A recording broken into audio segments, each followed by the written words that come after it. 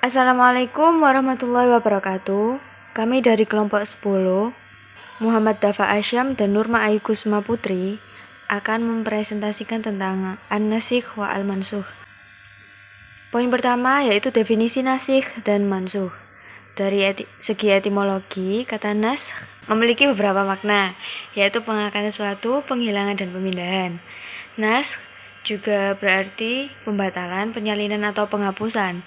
Sesuatu yang membatalkan itu disebut nasikh, dan sesuatu yang dibatalkan disebut mansukh. Perbedaan sudut pandang masing-masing dari segi etimologi kata nasikh akhirnya melahirkan nuansa ikhtilaf antara ulama. Ulama mengartikan kata nasikh dengan al-izalah yang berarti menghapus atau menghilangkan. Poin kedua yaitu syarat nasikh dan mansukh. Pertama, hukum yang dihapus adalah hukum syara' yang bersifat amali. Kedua, memenuhi syarat kontradiksi yaitu persamaan subjek, objek, dan waktu. Yang ketiga, diketahui secara meyakinkan perurutan ayat-ayatnya sehingga yang duluan menjadi mansukh, yang belakangan menjadi nasikh. Lalu penghapusan berasal langsung dari Allah atau Nabi. Yang kelima, hukum yang dihapus tidak terbatas oleh waktu. Lalu yang keenam, terdapat dua ayat hukum saling bertolak belakang dan tidak dikompromikan dan tidak bisa diamalkan bersamaan. Poin yang ketiga yaitu cara mengidentifikasi adanya nasikh dan mansukh. Yang pertama, terdapat keterangan yang tegas dari Nabi atau sahabat. Lalu yang kedua, terdapat kesepakatan umat antara ayat yang dinasakh dan ayat yang dimansukh. Yang ketiga, diketahui dari salah satu dalil nas mana yang pertama dan mana yang kedua.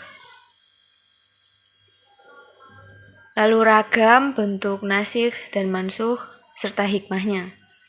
Ragam bentuk nasikh dan mansukh di sini ada 4. Nasakh syarih, nasakh dimni, nasakh kulli, nasakh juz'i.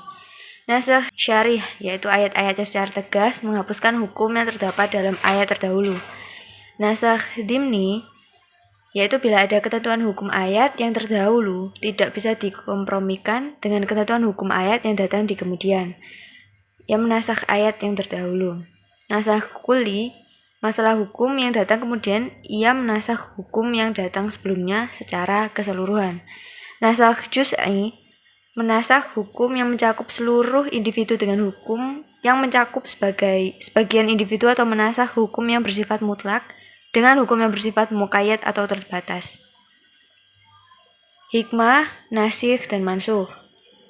Ada banyak ya teman-teman, yaitu untuk menunjukkan bahwa syariat Islam adalah syariat paling sempurna, selalu menjaga kemaslahatan hamba, menjaga agar perkembangan hukum Islam selalu relevan dengan semua situasi dan kondisi umat. Lalu untuk menguji orang mukallaf, untuk menambah kebaikan dan pahala bagi hamba yang selalu setia mengamalkan hukum-hukum perubahan, dan untuk memberi dispensasi dan keringanan bagi umat Islam. Oke, terima kasih. Itu yang bisa kami sampaikan dalam presentasi kali ini. Presentasi kelompok 10. Wassalamualaikum warahmatullahi wabarakatuh.